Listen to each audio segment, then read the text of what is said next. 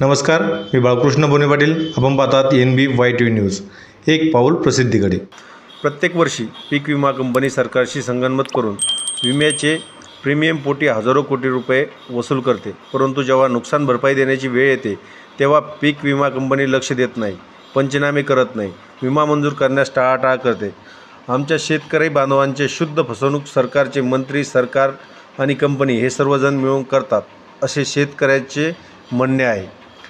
त्यामुळे यावर्षी शेतकरी स्वतःचं झालेले नुकसान निवेदन देण्यासाठी एकत्र काल जमले होते. त्यावेळी बोलताना सामाजिक कार्यकर्ते कारभारी मिठे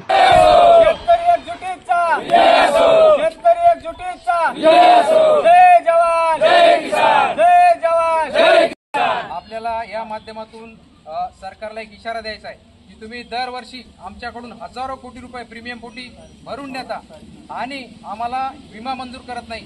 या शासनावर आमचा आरोप आहे. कृषी मंत्री, सरकार आणि विमा कंपनी यांची सर्व मिलीभगत आहे आणि त्या ठिकाणी आमच्या शेतकऱ्यांच्या खिशावर दरवर्षी हे डल्ला मारतात.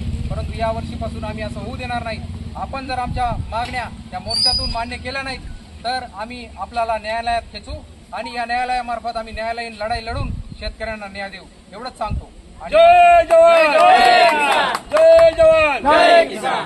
अंबड तालुक्यामधील शहापूर दाडेगाव या ठिकाणी या परिसरातील सर्व फळबाग उत्पादक शेतकरी बांधवांसोबत चर्चा करण्यात आली व यानंतरचा जो दौरा आहे आमचा वडी गोदरीला, तर वडी गोदरी असेल, गोंदी सर्कल असेल, त्या भागातील सर्व फळ उत्पादक शेतकऱ्यांना आवाहन करण्यात येत आहे की थोड्याच वेळामध्ये आम्ही त्या ठिकाणी येणार आहोत. तर आपण मोठ्या संख्येने त्या ठिकाणी या ठिकाणी सविस्तरपणे चर्चा झाली, पुढील नियोजनाची कल्पना देखील दिली व सर्वांनी या ठिकाणी उत्तम अशी साथ दिली. त्याबद्दल मी या सर्कलच्या सर्व लोकांचे मनापासून आभार व्यक्त करतो. जय जवान, जय किसान, जय जवान, जय किसान.